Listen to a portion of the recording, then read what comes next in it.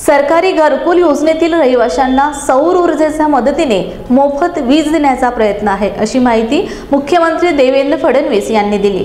नागपुरातील press club मध्ये झालेल्या मीट द प्रेस मध्ये त्यांनी या योजनेबाबतचे नियोजनही सांगितले। केंद्र सरकारच्या मदतीने महाराष्ट्राला गतीने पुढे नेण्याचा आमचा प्रयत्न आहे। या निमित्ताने मी केंद्र सरकारचे आभार एका गोष्टीकरता मानतो की परवाच माननीय शिवराज सिंग चौहान साहेब आले होते आणि शिवराज सिंग चौहान साहेबांनी एकाच वर्षात आपल्याला 20 लाख घरं प्रधानमंत्री आवास योजनेच्या अंतर्गत दिली आहेत। हा देशातला रेकॉर्ड आहे। म्हणजे अनेक राज्यांना 10 वर्षात देखील 20 लाख घरं मिळालेली नाही। महाराष्ट्रामध्ये पहिल्यांदा आपण 2022चं जे टार्गेट ठेवलं होतं ते एससीसीच्या यादीप्रमाणे ठेवलं होतं। ते टार्गेट आपण पूर्ण केलं, पण ते टार्गेट होत असतानाच आपल्या लक्षात आलं की एससीसीची यादी अपूर्ण आहे।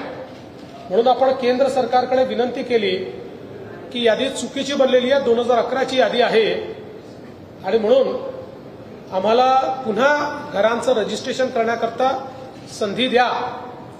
आणि मग 2018-19ला केंद्र सरकारने आवास प्लस नावाचं पोर्टल सुरू केलं, ज्यामध्ये आपण रजिस्ट्रेशन सुरू केलं आणि त्यामध्ये 26 लाख लोकांचं रजिस्ट्रेशन आपण केलेलं आहे। या 26 लाखापैकी जवळपास 20 लाख लोकांना घर देण्याचा निर्णय ऑलरेडी केंद्र सरकारने दिलेला आहे।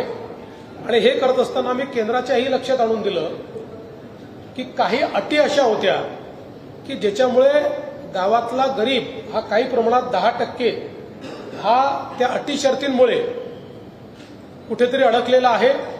त्या सगळ्या अटी शर्ती केंद्र सरकारने आता रद्दबातल केलेल्या आहेत आणि म्हणून आता अजून एकदा रजिस्ट्रेशन करून एक फायनल रजिस्ट्रेशन आम्ही करू आणि पुढच्या 5 वर्षांमध्ये या सगळ्या लोकांना त्यांचं हक्काचं घर आम्ही देऊ।